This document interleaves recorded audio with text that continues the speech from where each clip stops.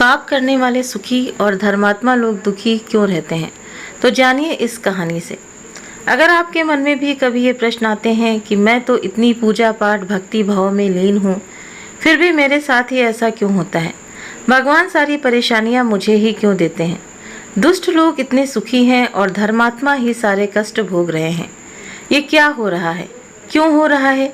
यदि ऐसा ही ईश्वर का न्याय है तो मैं क्यों मानूं? उन्हें क्यों भजूं? क्यों करूं पूजा? ईश्वर के पास तो न्याय है ही नहीं। ईश्वर तो निष्ठुर है, पत्थर की मूर्तियों में बस के पत्थर हो गए हैं, आदि आदि। ऐसे प्रश्न अक्सर लोगों के मन में आते हैं, खासकर तब जब वे बहुत परेशान होते हैं और दूसरों को सुखी देखते हैं। मनुष्य अपने सुख से ही संसार को सुखी मानता है और अपने दुख से ही संसार को व्यर्थ।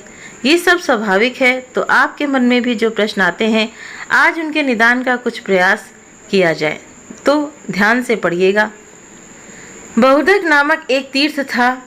यहाँ नंद भद्र वैश्य रहते थे, जो बहुत ही धर्माचारी सदाचारी पुरुष थे। उनकी साध्वी पत्नी का नाम कनका था। नंद भद्र चंद्रमौली भगवान शंकर के बड़े भक्त थे। बहुदक में कपिलेश्वर महादेव के नाम से प्रसिद्ध शिवलिंग था। नंदभद्र तीनों समय कपिलेश्वर की पूजा किया करते थे। नंदभद्र कम से कम लाभ लेकर माल बेचा करते थे और ग्राहकों के साथ बराबरी और ईमानदारी का व्यवहार रखते। गलत माल और बुरा सामान नहीं बेचते और जो कुछ मिल जाता उसी में संतुष्ट रहते थे। नंदभद्र का जीवन सन्यासियों जैसा था। सब नंदभद्र के सदाचारी संपन्न सुखमय जीवन की प्रशंसा करते। नंदभद्र के पड़ोस में रहने वाला सत्यव्रत, जो बड़ा ही नास्तिक एवं दुराचारी था, उनसे जलता था। सत्यव्रत चाहता था कि किसी प्रकार नंदभद्र का कोई दोष दिख जाए तो उसे धर्म के मार्ग से गिरा दूं। नंदभद्र पर झूठे आरोप लगाना और सदा उनके दोष ही ढूंढते रहना उसका स्वभाव बन गया था। दुर्भाग्यवश अचानक नंदभद्र का इकलौता पुत्र गंभीर रूप से बीमार हो गया। तो नंदभद्र ने दुर्भाग्य मान शोक नहीं किया। पुत्र के बाद उनकी पत्नी कनका भी गंभीर रूप से बीमार हो गई। नंदभद्र पर विपत्तियां आई देखकर उनके पड़ोसी सत्यव्रत को बड़ी खुशी हुई। उसने सोचा कि शायद नंदभद्र को धर्म से भटकाने का यही अवसर है। उसने नंदभद्र को सांत्वना देने का ढोंग करते हुए कहा, तुम्हारे जैसे धर्मात्मा को ये दुख उठाना पड़ रहा है। लगता है कि धर्म कर्म सब ढकोसला है। कई बार सोचा कि मैं तुमसे कहूं, पर संकोचवश कहा नहीं। दिन में 3 बार पूजा स्तुति सब व्यर्थ है। भैया नंद, धर्म के नाम पर क्यों इतना कष्ट उठाते हो? जब से तुम इस पत्थर पूजन में लगे हो तब से कोई अच्छा फल तो मिला नहीं। इकलौता पुत्र और पत्नी दोनों बीमार हैं। भगवान होते तो क्या ऐसा फल देते? पुण्य और पाप सब कुछ कल्पना है। नंदभद्र, तुम्हें तो मेरी यही सलाह होगी कि झूठे धर्म को छोड़ आनंद पूर्वक खाओ पियो और भोगो, यही सत्य है। सत्यव्रत की बातों का नंदभद्र पर कोई प्रभाव न पड़ा। वो बोले, सत्यव्रत जी, आप अपने आप को ही धोखा दे रहे हैं। क्या पापियों पर दुख नहीं आते? क्या उनके पुत्र स्त्री बीमार नहीं होते? जब सज्जन दुखी होता है तो लोग सहानुभूति जताते हैं, पर दुराचारी के दुख पर कोई सहानुभूति नहीं दिखाता।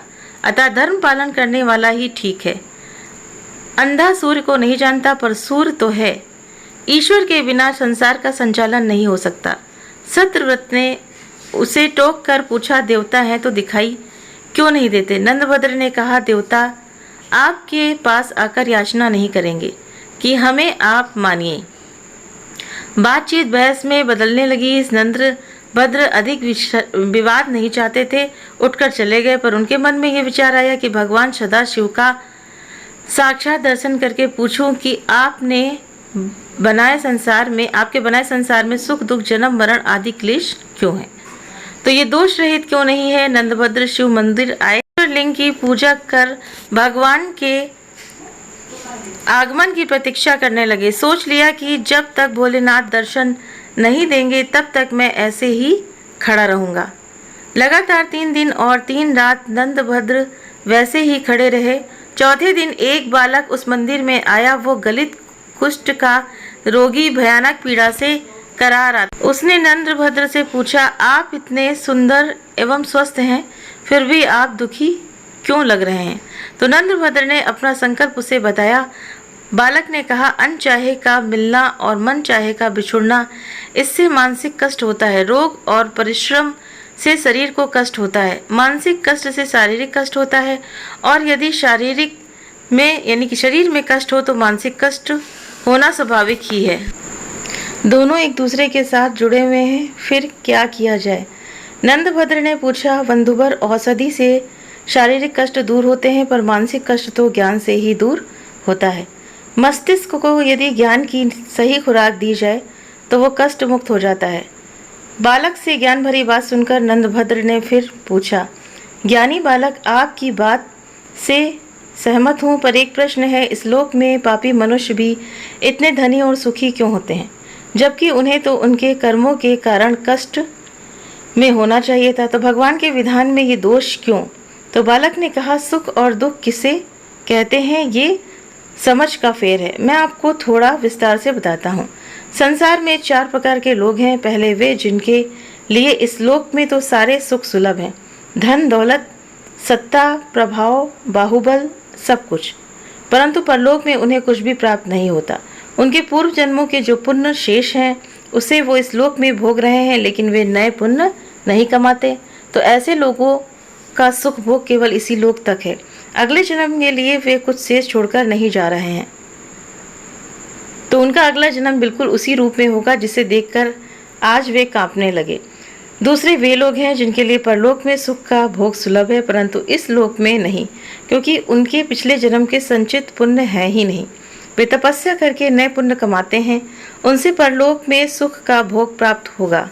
तपस्या से अर्थ केवल देव साधना ही नहीं होता, कर्म साधना भी तप है। उचित कर्म किसी भी तप से कम नहीं, क्योंकि इस संसार में रहते हुए सही मार्ग पर चलना कठोर साधना से ज़्यादा कठिन है।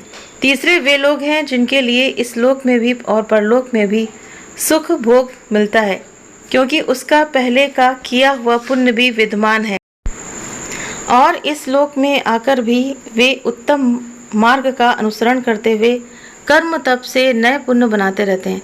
ऐसे लोग कोई ही होते हैं। चौथे वे जिनके लिए ना तो इस लोक में सुख है और ना परलोक में, क्योंकि उनके पास पहले का कोई पुण्य संचित तो है ही नहीं, और इस लोक में भी वे पुण्य कमा नहीं रहे हैं।